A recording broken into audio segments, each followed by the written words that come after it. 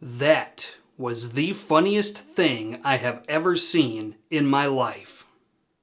Man, you gotta give the American people credit for one thing. When we get sick and tired of something, we really make our voices heard, don't we? And that is exactly what happened on Tuesday, November 5th, 2024.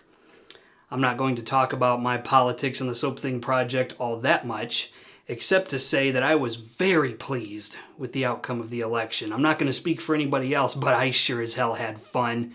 Election day was a very, very good day for me. All right, the main attraction I have for you today is, of course, DJT by Strike Gold Shave. This, I think, is my only Strike Gold Shave soap. I recently did a massive purge of my shaving collection and got rid of about 2/3 of it. And I think this is the only remaining Strike Gold Shave soap. This is a recent purchase, of course. So, good stuff. This is a, what is this? This is a tallow-based soap from Strike Gold Shave, and quite a good one, if I do say so myself. This scent is Strike Gold Shave's interpretation of Louis Vuitton L'Immensité. And we'll talk about exactly what it smells like during the shave. But in any case, here it is, DJT by Strike Gold Shave. Now, I spent a while chewing over what kind of aftershave I should pair with this because I only bought the soap. At one point, I thought about Dolce & Gabbana Pour Homme because the colorway kind of matched the shaving soap pretty good. And even the scent is kind of similar to the scent of the soap. Dolce & Gabbana Pour Homme is a citrus aromatic from the mid-1990s. But then I thought about it and I was just like, well, this dude is a billionaire. So I was just like, what is the most expensive aftershave I have in my entire collection? And that is going to be L'Odyssée Pour Homme by Issey Miyake. This is another mid-90s citrus aromatic that came out around the same time as Dolce & Gabbana Pour Homme. This is way more citrusy and crisp and fresh and kind of honestly, a summertime scent if I'm being honest. But hey, if you're going to splurge, you may as well pull out the best stuff you got. The razor is going to be the Generation 1 Blackland Sabre Level 2. Blackland Sabre. This razor I have not used in about 2 years. I'm pretty sure I completely forgot how to use it, so this shave is more than likely going to be a bloodbath. I cracked myself up. And it's going to use a Gem PTFE blade. The brush is from Shavemac. This is a very odd 23mm two-band Badger. So in between 22s, which is what I prefer, and the 24, obviously, we have a 23mm here. And this is a faux tortoise shell that I got from Razor Emporium. I do believe that they are the only ones that sell the faux tortoiseshell Shavemacs. So that's going to be the brush. Okay, let's do this. Right then, 2 days of growth, almost on the dot. The scent strength on the DJT from Strike Gold Shave is an average scent strength of about a 3 out of 5 on the sniffometer.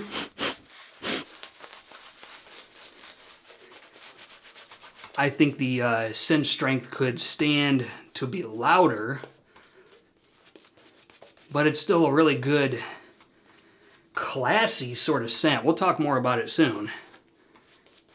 And my God, this is creamy. Like, you could just add water to this over and over and over again. In fact, I think I might.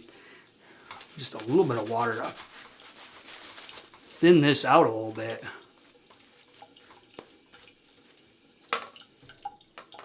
Okay.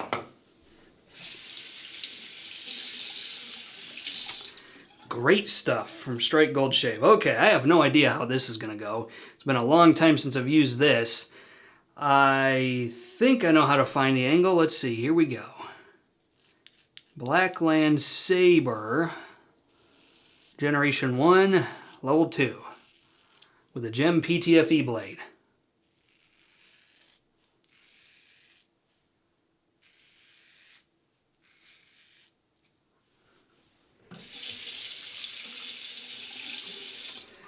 So I'm remembering really quickly that with this thing, you really need to be at a shallow angle to get the right amount of blade. If you go too steep, it is very aggressive and very easy to do damage.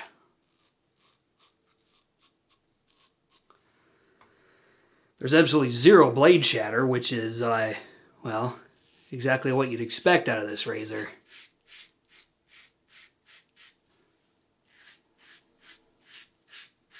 Because it has a blade that is significantly thicker than a double-edged blade, and so it's not going to bow and bend when it makes contact with your hairs. It's going to stay rigid. The other side of that coin is if you have any kind of bumps or skin imperfections, if you're not really careful, it's likely just to slice them right off. So there's that. Okay, so Strike Gold Shave does not give notes for the soap. So I went to Fragrantica and looked up Louis Vuitton L'Immensité.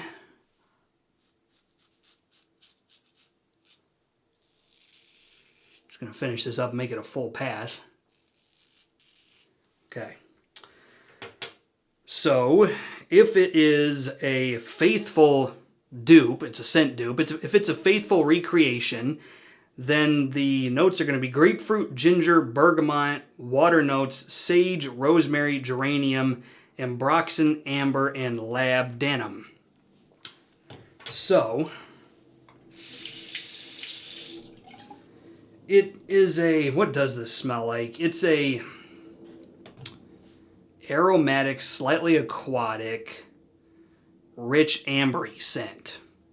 This scent was released by Louis Vuitton in 2018, so it's a fairly new scent. And yeah, I think that's mostly what I get out of it. It's a really elegant, classy smelling citrus aromatic with very light, sweet ambery notes, kind of around the edges, if that makes any sense.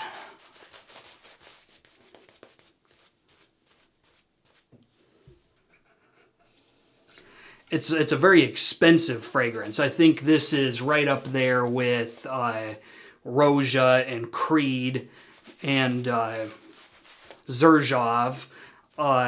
Fragrances like that, Tom Ford. It's a very expensive fragrance.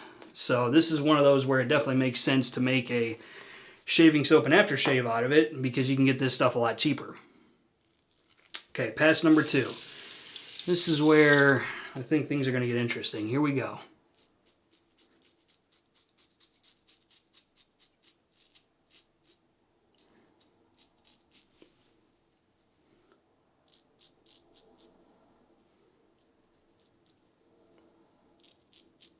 This is the worst razor with getting under your nose.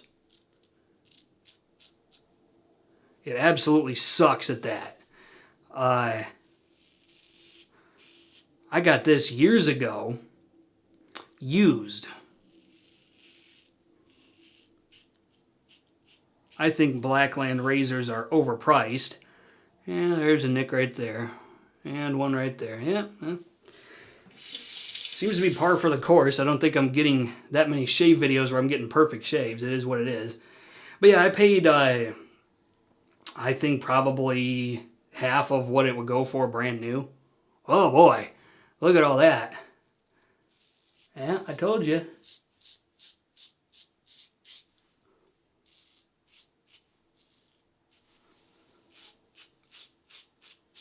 This is a razor where you really got to practice.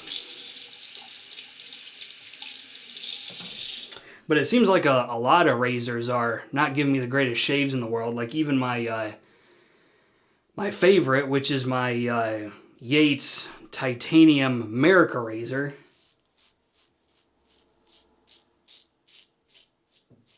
Even that's not giving me super great shaves lately.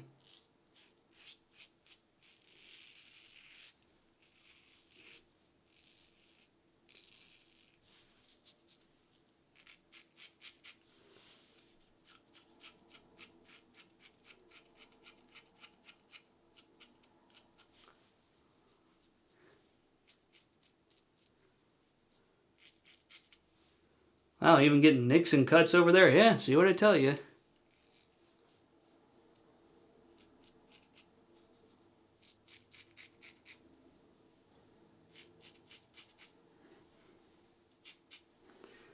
All right, now this side.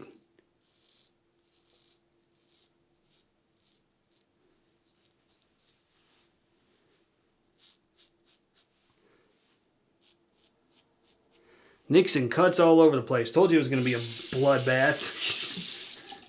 Oh my God. I'm going to put it up anyway. I'm going to post the video because I don't care. I just straight up don't care anymore.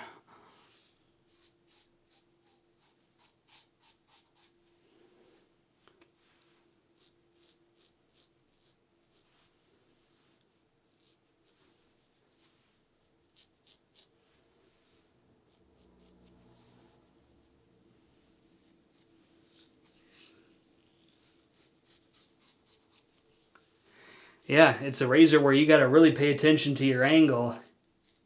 And I'm not using any pressure. I think up here, this was a pressure issue. Everywhere else is, I don't know, probably a poor angle issue, if I had to be real about it.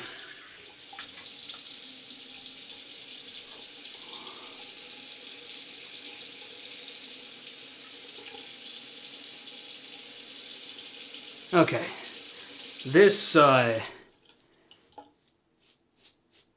could be closer,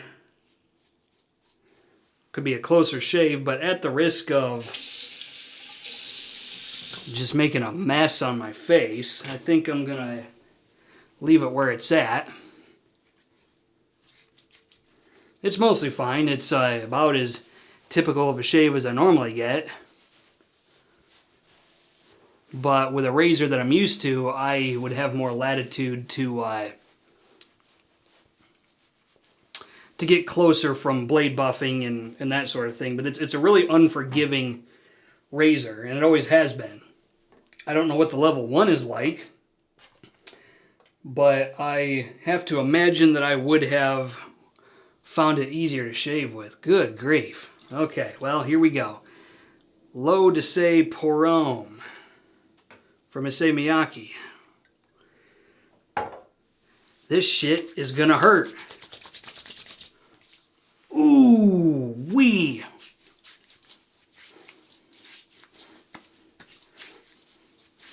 Ah, it's a good scent though. Soapy clean almost. Really clean, citrusy, aromatic, smooth too. It's almost like, it almost goes on like a Prorazzo, like Prorazzo green. You know how it's a little slimy and kind of smeary on your fingers? This is substantially similar to that. Okay. Wow, that's a mess. But it was worth it. Okay, my final thoughts on DJT from Strike Gold Shave. I mean, politics aside, I think just on the merits, it's a great scent with a great soap base.